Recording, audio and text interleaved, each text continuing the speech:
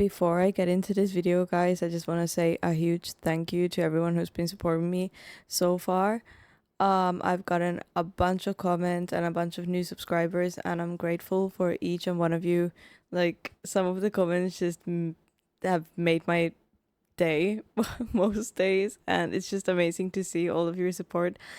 And also this video, I've seen a lot in my comments that I should watch the history's deadliest sniper, Simo Häyhä, the White Death, and apparently 542 kills, which is quite crazy.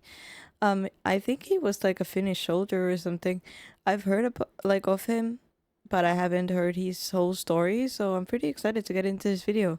Yeah, let's see what it's about. I've been making YouTube videos for about 3 years now, and this is probably the most requested video ever.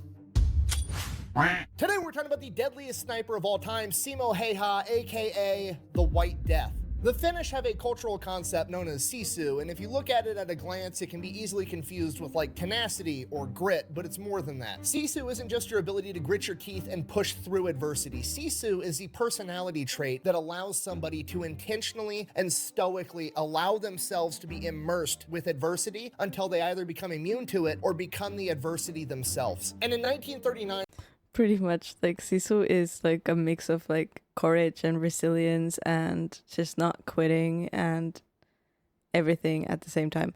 And also the White Death, that's a pretty cool nickname to have.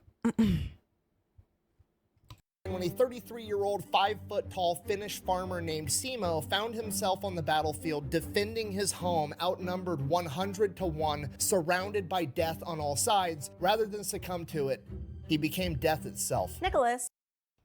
A farmer? Was he a farmer? I thought he was like part of the army or something, but okay. So if you want to give Delete Me a try, there's going to be a link and a discount code down below. Let's get back to the video. All right, Simo Häyhä, he was born on December 17th, 1905, and grew up on his family farm, which was right on the border between... Sorry, I'm commenting all the time. December 17th? That's pretty close to my birthday. Finland and Russia. Now, when I say farm, people automatically think of like some dude in a baseball cap and overalls holding a pitchfork with rows and rows of corn in the background. It wasn't one of those kinds of farms. This is what you would call a forest farm, which is a lot more akin to like what we would call a homestead today. Basically, Simo grew up in a cabin in the woods, and they had a really big garden, and they grew enough food for themselves and then had enough extra to like take it to the farmer's market and sell for money. So Simo essentially grew up his entire life in this harsh, hilly, wooded, snow-covered, freezing environment. This is his baseline, okay? This doesn't suck to him. Finland, literally. This is just your normal everyday stuff. Walking uphill every direction through the snow is just a good day to him. And this almost goes without saying, but I'll mention it anyways, that hunting was also a humongous part of how his family put food on the table, and Simo did that from a very young age as well, hunting in this harsh environment. Unfortunately, Simo was pretty intimately acquainted with death at a young age. He had 4 brothers and 3 sisters. One of his brothers passed away in 1918 in the Finnish Civil War, and another one of his brothers passed away after suffering from heat stroke on a construction site. Simo is a member of one of the last generations that didn't have the luxury of quitting, okay? This guy was born, and the minute that he could walk, he was helping his family in their fight for survival. There was no quitting. There was doing or there was dying. And if you're not picking up what I'm putting down, the point I need you to get from this is Simo's a small guy. He's only 5 foot tall. He's 110 pounds, but he literally doesn't know what quitting is. Things that me and you would call... See, I don't know, foot. I go by meters and centimeters, but I think I'm 5'11", or am I not? Is he shorter than me? I'm like short. I'm like pocket sized. I'm 156 centimeters tall, and that's pretty short. Horrific circumstances is just a Tuesday to him. It just doesn't even register that he should be having a bad time. He's literally just happy to be alive. At the age of 17, following in his older brother's footsteps, Simo joins the Finnish Civil Guard, which is equivalent to like the American National Guard. Essentially, they train on weekends, and they'll train a couple weeks a year, being ready in case they need to be called up by their country, but the rest of the time, he's just going back, being a farmer. As a member of the Civil Guard, he has issued one of the most iconic military service rifles of all time, the Mosin Nagant, a bolt-action rifle. He's also issued a small amount of ammunition to train with, but because of budgetary restrictions, they decided it'd be more efficient to just issue all of the Civil Guard members the materials they needed to load their own ammunition. So Simo is also manufacturing his own ammo. During his time in the Civil Guard, he receives awards. Manufacturing his own ammo. What? That can't be like easy to make, neither. Also manufacturing his own ammo. During his time in the Civil Guard, he receives awards for his excellent skiing capabilities as well as his physical conditioning. He is not a big man, but the dude is the Energizer Bunny. He can just go forever. In addition to that, he also immediately becomes well known for being an excellent marksman. Before he received any formal shooting training from the military, he entered a regional shooting competition where they had to shoot a target 100 times from 300 meters with iron sights, and he had 93 out of 100 hits. He won a ton of shooting competitions inside of the Finnish military, not just with his 93 out of 100. but also with the Suomi M31 submachine gun. He very quickly qualified for the title of master shooter within the Finnish military, and it is said that he was able to estimate range within the accuracy of 1 meter up to 150 meters away. Okay, that's literally a superhuman ability. You could just point to something off in the distance and Simo could eyeball it and be like, it's like 89 meters away, and he was dead on every single time. And that's not even... How is that even possible? How can someone like grasp perspective that well that you could say when something's 83 meters away? What? That's a crazy skill to have. Even the scariest part. The scariest part was how fast Simo could operate his Mosin bolt-action rifle. He could fire his Mosin accurately, insanely fast. So fast that they actually wanted to time him one day. So his buddies got a stopwatch and they were going to time to see how many times Simo could hit a target 150 meters away with his bolt-action rifle in the span of 60 seconds. Simo scored 16... 150 meters is also like so far that I probably can't even see 150 meters away, honestly. Like I know they probably have magnifiers in this thing that they have, but still, that's pretty far. 15 hits in the span of 60 seconds with a bolt-action rifle. He is the one. And just so we're on the same page, the Mosin Nagant only holds 5 rounds in the magazine, meaning that Simo shot the first 6 rounds, because there was 1 in the chamber, reloaded, shot the next 5, reloaded again, and shot another 5, hitting the target 150 meters away with fucking iron sights every single time. Okay, if you don't know much about guns, this is the only bolt-action rifle I have, but he had to do something like fire 1, 2, 3, 4, 5, reload the gun, and then he did that 2 more times in 60 seconds with 100% accuracy. So Simo is just a natural superhuman level shooter. So this goes on for 2 years, and then at the age of 19, Literally. he ends up joining the Finnish active military because at this point in time, Finland has mandatory service of 15 months. And Simo gets attached to a bicycle battalion, which is... it's something I honestly can't decide if it's hilarious or terrifying, the image of Simo rolling up to a battlefield on a bicycle. So he serves his 15 months in active duty military, nothing really going on at this point in time. Then he goes back into the Civil Guard and continues being a farmer. And that's pretty much all he's got going on for like the next decade. He's just in the Civil Guard, winning shooting competitions, going back home, taking care of his crops, and going hunting. November 26, 1939, an event known as the Shelling of Manila happens. The real quick, oversimplified version of this is essentially Russia wants to take over Finland. Finland isn't down with that, so Russia now has to come up with a reason to go to war with Finland. They can't find any legitimate reasons, so they fabricate one. Simply put, this is a... See, there's a lot of smart people in my comments, and probably a lot of people that know that I'm not like, I don't know much about history. I'm just learning now. But I've always thought, like, because Russia is so huge, how does like Finland even stand a chance? Like, must be so many people in Russia. But yeah, Someone explain, please. False flag event. The Russian military shells near a Russian town near the border with Finland. They then turn around and say, well, actually, Finland is trying to shoot artillery at our town, so we're going to go to war with them. Finland obviously denies shelling the Russian town because, well, they didn't actually do it, and they offer over to Russia like, hey, we're willing to let a third-party independent investigator come in and determine what happened. We did not do this. Russia declines and then invades Finland 4 days later. Oh no! Russia sends in 450,000 soldiers to attack Finland. Okay, to put that into perspective, the total population, not the military, the total population of Finland at this point in time is about 4 million people. So 25% of the entire Finnish population is getting sent in with guns to attack Finland. And those 450,000 Soviets are being backed up by the Soviet population of 168 million. See, this is what I mean. How? Seems fair.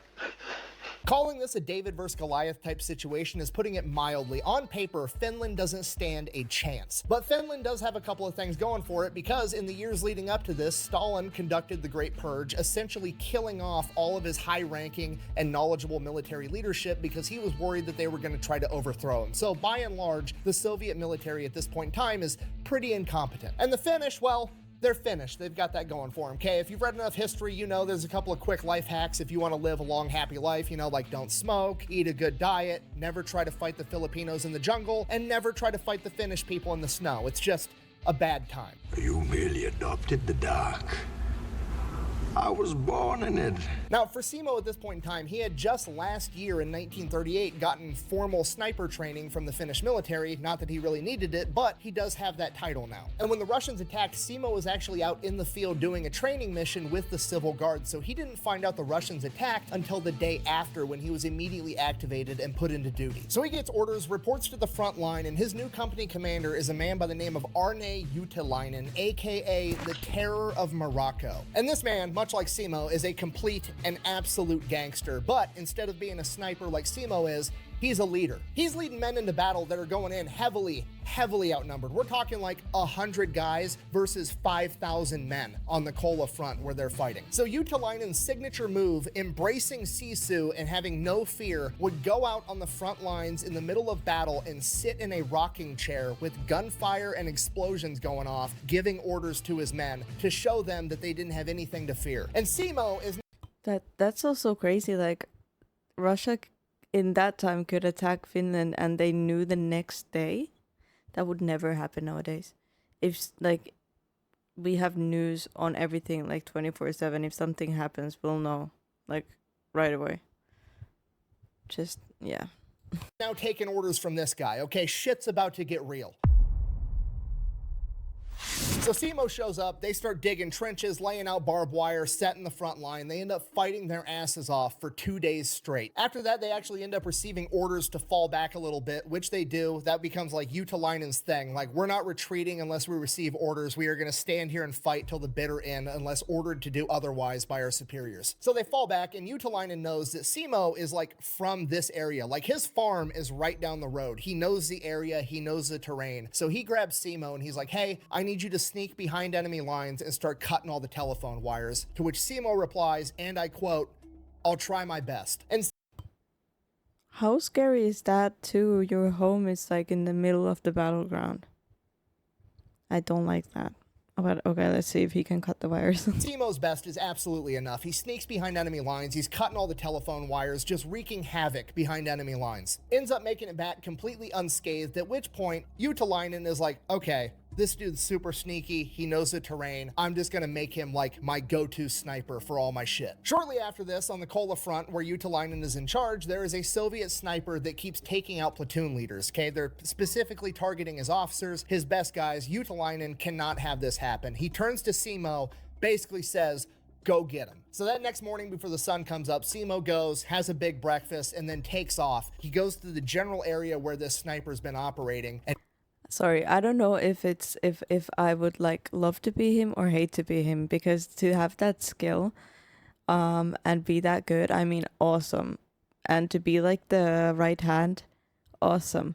But then again, he's going to be sent to everything, which is not that awesome in war, I'm guessing, but I mean, So that next morning before the sun comes up, Simo goes, has a big breakfast, and then takes off. He goes to the general area where this sniper's been operating, and he inserts himself in, and he builds a little snow berm, and he packs the snow down really tight, and then he pours water all over it so that it freezes into this ice wall, and this becomes one of his signature tactics. And this is brilliant because Simo is planning ahead for failure. He is planning on missing his first shot. He never does, but it never hurts to be ready for the worst possible outcome. You see, because Simo already knows growing up in this environment and hunting his whole life that the first time you fire that bullet, snow is gonna kick up all around you into a giant cloud. And if the other enemy sniper doesn't know where you are, they're gonna know now. So Simo, thinking, damn, that is so freaking smart. Well, I've never tried that before, but I should try it this winter. 10 steps ahead, goes and eliminates I mean the ice water snow part, not the shooting part. the snow factor. He turns all the snow around him into ice so that there's nothing to kick up at all. And then he just lays there still all day long, not moving. He's constantly putting ice and snow into his mouth so that his breath doesn't create fog, so that there's no way of possibly seeing this guy. And he waits all day long, and soon enough the sun starts going down. And as the sun is going down behind Simo, he ends up catching a glint off the enemy sniper's scope, but he's not in a hurry, so he waits. So now he knows where the enemy sniper is, but he's patient, and he just keeps waiting, and he keeps waiting, and the sun keeps going further and further down, and it's getting darker and darker, and soon we're at the point where there's gonna be nothing but starlight in 15 minutes. And at that point, the Soviet sniper just stands the fuck up out of nowhere, like it was the bell just rang, and it's lunchtime at the factory. He just gets up because his shift is over, and he starts walking back to camp, and Wow. Imagine the tension again in this situation when you find like the other guy on the other side. Like, wouldn't you want to do it immediately? I don't know if I could wait, but like to have that patience to find like the right time to do it, that's like so respectful. I'm like overwhelmed though. That he, like, if he was there for the whole day, was he just packing snow in his mouth the whole day so he wouldn't get caught, or like what? Simo drops I need to take this back a little bit. the fuck up out of nowhere, like it was the bell just rang and it's lunchtime at the factory. He just gets up because his shift is over, and he starts walking back to camp, and Simo drops him one shot straight to the head. What an idiot! So Simo reports back to Utalainen, hey, solved the problem, no issue. It's been like 18 hours and Simo's already got this guy down, and this guy's been wreaking havoc on his men for like a week and a half. So Simo is obviously super legit, at which point Utalainen basically just lets him off the leash, like, hey, whatever you're doing, just fucking keep doing it. Go win. And this is what Simo does every single day. He goes out, he builds his ice berm into a couple of different locations that he has already set up, and he is just picking off Russians left and right. And unlike other snipers at the time that were trying to prioritize high value targets like officers, Simo absolutely was not, which makes sense because his family farm is right down the road. Like his family, his friends, where he grew up is literally under attack right now. If you were wearing a Russian uniform and he saw you, you were a dead man. Simo got asked about this later in life, and he replied, and I quote, I shot when I saw the enemy. I didn't care if they were a leader. Simo is literally treating the front line like it is a shooting gallery at the state fair. There are multiple days where he is logging between 10 and 20 confirmed kills. So at this point, Simo Damn. Simo is not to be messed with. Wow, that's something. Also, I'm pretty glad, like, it's pretty cool that they just let him kind of like do his thing, you know, because he's real clearly like incredibly good. But like, that's just insane. And they never caught him throughout this time. Imagine, like, there were days, like he said, that he killed 20 people and nobody knew where the shots were coming from. That's just like insane. starts to get a ton of notoriety within the Finnish military, and it gets to the point where whenever there's a problem, it doesn't matter if it's a forward observer that's shooting accurate artillery, it doesn't matter if it's an enemy sniper, anywhere on the front line, they would send for Simo and they would pick him up, escort him to that part of the front line, and he would go handle the problem. And the best part about this is you gotta remember, this is Finland in December in 1935, so when they send for Simo, they're sending a reindeer-guided fucking sleigh to pick him up and escort him to wherever there's a problem, and he's gonna go out and solve it. He's like the shitty inverse of Santa Claus, except instead of leaving a lump of coal in your stocking, he's gonna put a piece of lead in your fucking forehead. No witnesses? So around this point, Simo starts to gain notoriety with the Soviets, and they start calling him Belia Smrt, aka the White Death. The Soviet government puts a huge bounty on Simo's head. They're sending in counter-sniper teams to take out the White Death, and every single time Simo kills all of them. They never stood a chance. The man can shoot 16 rounds a minute accurately out of his Mosin. He's wearing white camouflage. Okay, so they did know who he was, or what? Like, how can they know who he was? If he was kind of like never seen, because if they saw him, I'm guessing he would be dead. How can they know it's just one person? Or maybe the news spread around. I don't know. Could be. But wow. And he still kept going. Like, there's people looking for you literally, and you're just like, oh. I love my Finns. In the snow. He's turned all the snow around him into ice, so there's no kicking up snow. You can't see his breath. He doesn't have a scope to catch a glint of. He's literally eliminated luck from the scenario. He is a complete ghost, and he's just wiping the floor with the entire Soviet military. So eventually the Soviets are like, okay, we're just gonna quit fucking with this guy. We're gonna quit sending men into that area of operation where we know the White Death is, and we're just gonna focus on other areas. And Simo takes this as his opportunity to go play offense. So he goes to Utalainen and is like, Also, imagine being that big, like just one because of one person. They literally were like, let's change spots because like they can't stand this one person. How crazy is that? hey, give me a squad of guys. I'm gonna lead them into battle. We're gonna go behind enemy lines and we're gonna take the fight to them. So Simo starts leading a squad past enemy lines at dusk every night, and they would literally ski miles and miles behind enemy lines where the Soviets think they're safe. And back there, they just have these massive bonfires that they're all sitting around eating dinner, drinking, smoking, having a good time at the end of the day. And Simo and his men would ski to within like 100 meters of them, dismount, and low crawl till they were right up on top of them. And then Simo and his men would pop up with submachine guns, mow down all the Russians, and then steal all their equipment, all their guns, all their ammo, all their food, and fucking bounce back to the front line. Okay, it's literally guerrilla warfare on ice. It's absolutely terrifying. And you gotta realize, this is all within the span of like a month. By December 25th, 1935, Simo already had over 100 confirmed kills, and his record was 25 men in a single day. So the Soviets double, they triple their efforts trying to take out the White Death. They start sending in counter sniper teams with forward observers with them, and then as soon as Simo shoots one of them, they start just calling in artillery in the general area that Simo's in, but they never ever hit him, whether it's luck or divine intervention. No way. Or just fate. Simo makes it away every single time. And the best part is, every single time they try to do this tactic, the odds of them actually accomplishing their goal gets less and less, because every time they're sending in their best guys and Simo's killing them. So the quality of the men that Simo's going up against is constantly deteriorating. By January of 1940, Simo is an absolute legend. This is one person like versus everybody. That is so crazy.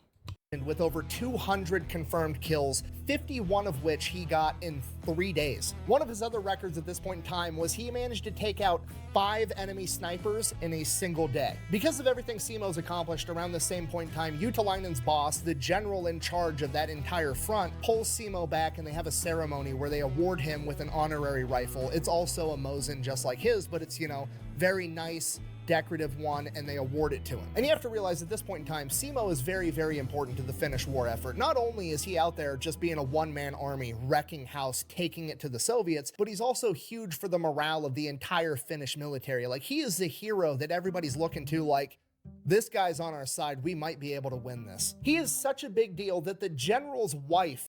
Look at him. He's so happy.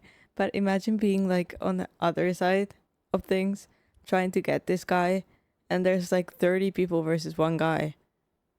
Like, how would I would like, I don't, how did they feel? Were they like, ah, we got him because we're like so many people? Were they scared? Or like, I would be just like,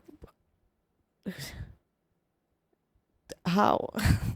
Knits him a pair of wool mittens, okay? It sounds like just like a nice pleasantry, but do you know how fucking gangster you have to be for the general's wife to feel motivated to knit you in particular a pair of mittens? Okay, that means the general is going home every night telling his wife, like, sweetheart, the White Death is the shit. He's the key to winning this war. He's everything right now. And the wife is like, oh shit, I better do something nice for this guy because he's literally gonna save the whole country by himself. So Simo gets his ceremonial rifle, gets his wool mittens. He's also awarded a pocket watch, which at this point in time is a huge deal to have a watch. So he gets all that. And usually at this point in time, you know, bigger, more powerful countries like America would pull you back and use you for war bonds, parade you around the country. But they send Simo right back into action because they can't afford to not have him on the front lines. So Simo gets right back to work. He's playing cat and mouse with the Russians. Whenever they want to send men in, Simo picks them off. Whenever they don't want to send men in, Simo skis in with a squad, mows them down at their campfire. And this goes on for months. Simo just straight up farming the Russians for XP. And by March of 1940, the Russians grew impatient and they launch a major attack. And Simo said that the Russians just kept coming, just wave after wave, just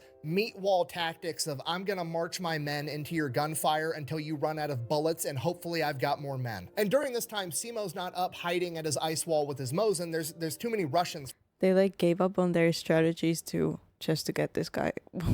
For that. He's on the front line leading a squad of infantry with his submachine gun, absolutely taking the fight to the Russians. Simo had actually said that he had heard rumors that the Soviets were using the machine guns on their tanks to basically force the men to march into gunfire, and if they wouldn't go, they would mow them down with the tank. And after seeing how many men were just coming straight at their lines, getting mowed down, Simo believed it. During this time, Simo set his all-time record for killing 40 men in a single day.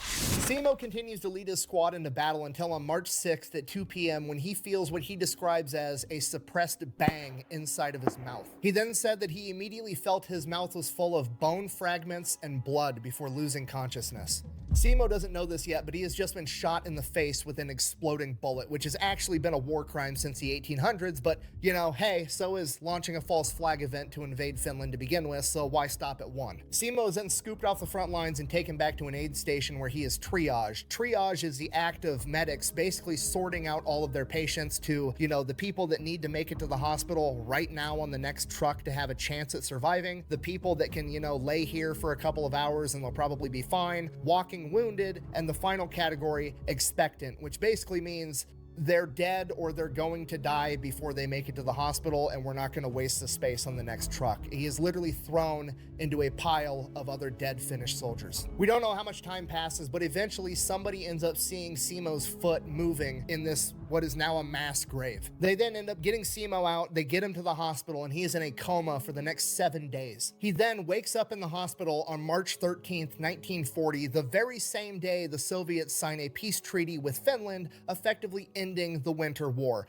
Coincidence? I think not. Why did they do that though? He's been like single-handedly, like, he's been the head of this war single-handedly for this whole time, and they just like throw him in a pile of like, you know, he wasn't even dead. That's like a little bit disrespectful, I would say. Right? You're supposed to be dead! Okay, now obviously I'm being facetious, but for real, there's a greater than a 0% chance that the Russian military got a memo like, hey, we thought we killed the White Death, we were wrong, he just woke up, and the Soviet Union is like, fuck this, I'm out. The Finns have the Terminator on their team. There's no other explanation. The dude has to be hacking, okay? He's got over 500 confirmed kills at this point by running around in the hills, no-scoping people, and then we shoot him in the face and he still doesn't die. Not only that, it was an exploding bullet, literally a war crime because it's so deadly, and the dude just takes a 7-day nap about it and now he's going back into combat. No, we're done. Sign the armistice. Winter War's over. We've had enough. How is that even possible? How can you survive that? Like after he didn't even get care right away. The human body is so freaking weird because it can like take on way more than one things. Because imagine he got shot in the face with a exploding bullet, and he survived that. How is that physically possible? Now, the war ending is actually great news for Simo because now the hospitals aren't constantly under the threat of getting overrun by Soviets or getting hit with artillery, so they're going to actually be able to get him the surgeries and care that he needs to make the best recovery humanly possible. He spends the next 14 months in the hospital where he undergoes 26 reconstructive surgeries on his face and jaw. After those surgeries, Simo makes a pretty good recovery. He gets released from the hospital, he is released from his military duties, and unfortunately, part of the armistice between the USSR and Finland is that some of the lands that Finland had got relinquished over to the USSR, including Simo's farm. So the Finnish government actually gives Simo a new farm with a house roughly the same size, same type terrain, as close as he could get back to his old home. And from there, he just goes back to doing what he was doing before. He's farming, he's hunting, he's walking around in the woods by himself. He just goes back to doing his thing. For his service, he was awarded the 1st and 2nd class Medals of Liberty, the 3rd and 4th class Crosses of Liberty, and in 1941, he was nominated for the Mannerheim Cross, which is the Finnish equivalent of the American Medal of Honor. But unfortunately, that medal didn't actually get conceived until 1941, which is after Simo's service, so a lot of the paper pushers inside the Finnish government denied him getting the Mannerheim Cross because I guess his service was before that award existed, so that... Come on. Petty.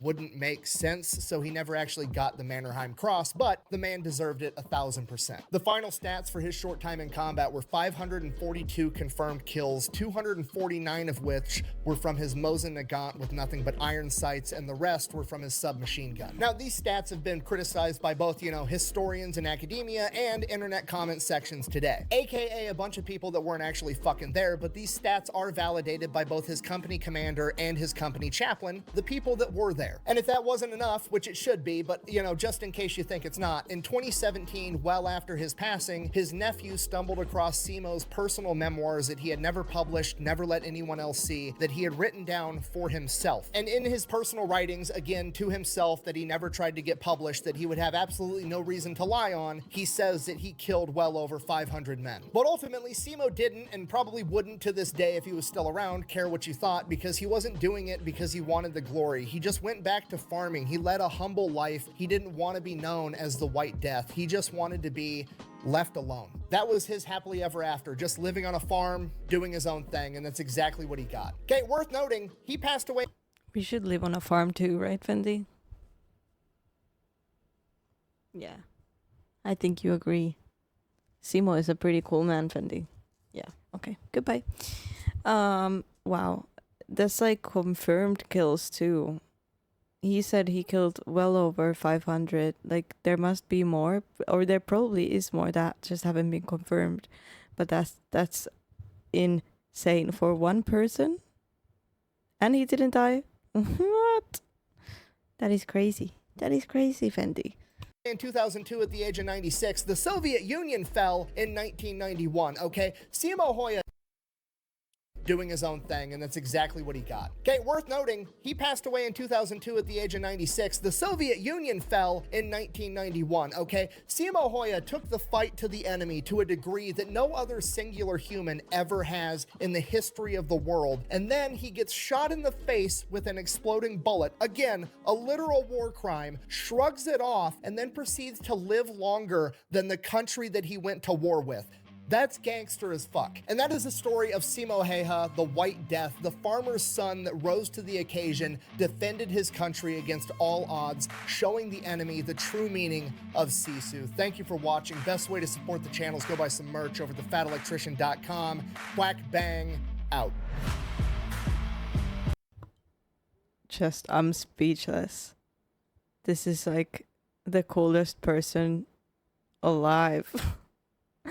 That is so crazy. Also, like, the fact that all his training for, like, hunting and all of that came to, like, such good use. Like, it was almost like it was meant to be. Oh, I'm gonna sneeze. I'm not gonna sneeze. But yeah, that's such a crazy story. All like for one person and all the people they sent after him, and then he got shot in the face with a exploding. I mean, like what? How do you survive that? Like, how do you actually survive that? And how did they not get to him before? I'm like starstruck. That's such a crazy story. Um, damn. I'm trying to be like Simo, honestly.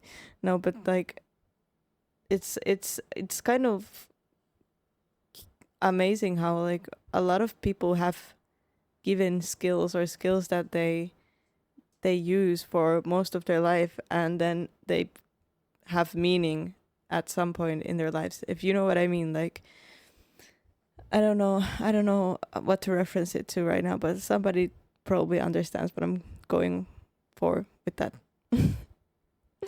But hey, thank you for joining me for this video. Please like, subscribe, and I'll see you guys in the next one. Bye.